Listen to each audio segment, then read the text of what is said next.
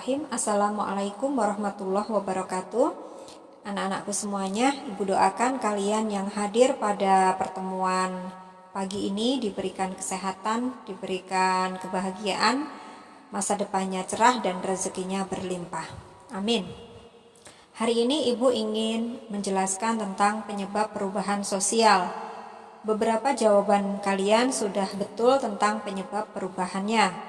Dan Ibu hanya akan menambahkan supaya wawasan kalian yang pada bagian yang belum jelas bisa semakin berkembang. Penyebab perubahan itu ada yang dari dalam masyarakat itu sendiri maupun dari luar masyarakat. Dari dalam ada mobilitas penduduk ya, dari kata mobile yaitu perpindahan penduduk. Biasanya karena urbanisasi dan transmigrasi. Penyebab mobilitas ini bisa jadi orang-orang ingin mencari pendidikan gitu ya. Misalnya anak-anak di pedesaan ingin kuliah atau ingin mencari pekerjaan di kota.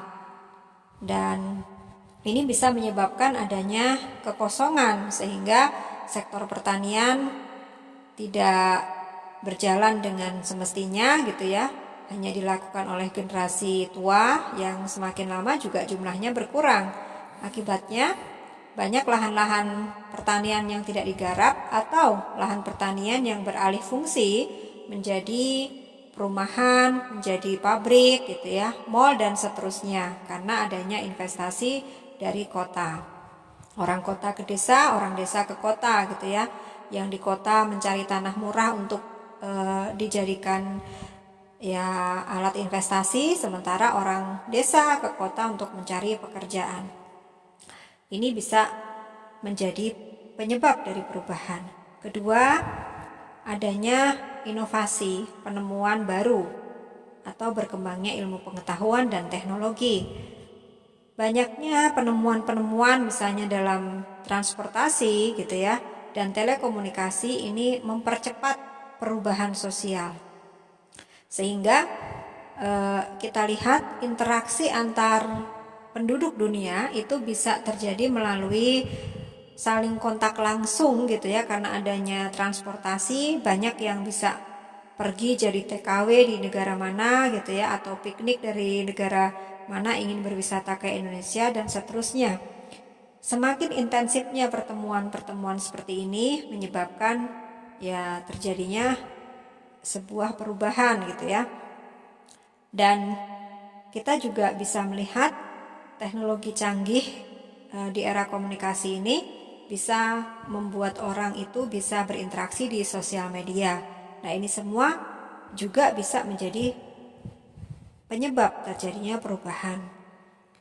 Kemudian yang ketiga adalah terjadinya konflik dari dalam masyarakat itu sendiri. Sebuah masyarakat mungkin ada perbedaan agama, etnik, politik, ideologi, atau mungkin perbedaan pendapat, itu bisa memicu terjadinya konflik. Dan kita sudah belajar konflik itu bisa bermanfaat gitu ya, mengikat solidaritas, bisa menyegarkan nilai-nilai norma ya yang ada. Nah, sehingga dari situlah akan terjadi penyesuaian, akan terjadi perubahan-perubahan yang mana bisa jadi akan membuat sebuah masyarakat itu menjadi semakin baik atau justru mengalami perubahan yang ke arah tidak baik. Kemudian penyebab dari luar masyarakat itu biasanya terjadi karena adanya peperangan ya, kita berkonflik dengan negara lain atau daerah lain. Jangan diartikan perang fisik ya, bisa jadi ini juga perang teknologi, perang budaya gitu ya, perang ideologi. Nah, biasanya negara yang menang gitu ya, itu akan menanamkan nilai-nilai sosialnya atau tradisinya dan kebudayaannya kepada negara yang dikalahkan gitu. Kalau dulu mungkin kita ingin menguasai sebuah negara untuk dieksploitasi uangnya atau penduduknya atau sumber daya alamnya gitu ya. Kalau sekarang perang itu bisa jadi untuk menguasai ideologinya, menguasai tradisi-tradisinya, sehingga orang-orang di negara tersebut akan menjadi pasar gitu ya untuk ya negara yang menguasainya. Mungkin negaranya dijadikan alat pemasaran terhadap produk-produk perfilmannya gitu ya, produk-produk barang-barang dari sana dan seterusnya. Kemudian pengaruh lingkungan. Pengaruh lingkungan ini bisa jadi karena adanya faktor luar semisal bencana alam, entah itu gempa, ada tanah longsor dan seterusnya. Ya memang ada peran manusia di situ juga, tetapi di sini kita soroti kalau itu faktor yang tidak kita bisa kendalikan, misalnya itu adalah sebuah memang faktor luar yang mana disebut sebagai sebuah musibah gitu ya, maka bisa jadi masyarakat akan meninggalkan tempat terjadinya musibah untuk memulai hidup baru, kemudian akan beradaptasi dengan lingkungan yang baru. Perubahan-perubahan tentu saja akan terjadi ya, karena di tempat yang baru itu harus memulai segala sesuatunya dengan situasi yang tidak sama dengan daerah asalnya dulu gitu. Nah, faktor yang ketiga adalah pengaruh kebudayaan. Ini juga penyebab dari luar, yang mana ada kontak dengan budaya atau dengan masyarakat lain yang bisa mempengaruhi kebudayaan atau nilai-nilai kita. Ini tadi ya ada kaitannya juga dengan yang pertama, yaitu terjadinya peperangan tadi.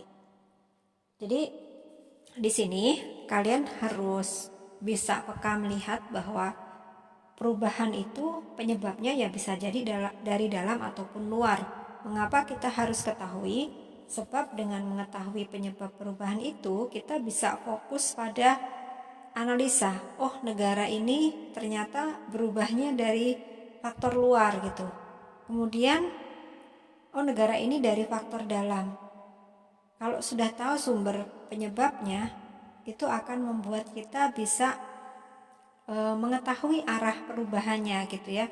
Apakah kita ini sebagai agen melakukan perubahannya gitu ya, agen yang menjadi pelaku perubahan, atau jangan-jangan kita hanya sebagai korban dari perubahan. Nah sekarang pertanyaan ibu, di Indonesia ini perubahannya begitu dahsyat ya. Coba kalian diskusikan, apa sih penyebab perubahan yang terbesar di Indonesia gitu. Apa saja yang berubah dan apa yang menyebabkan perubahan itu. Silahkan kalian diskusikan.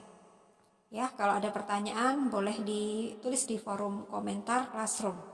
Terima kasih. Assalamualaikum warahmatullahi wabarakatuh.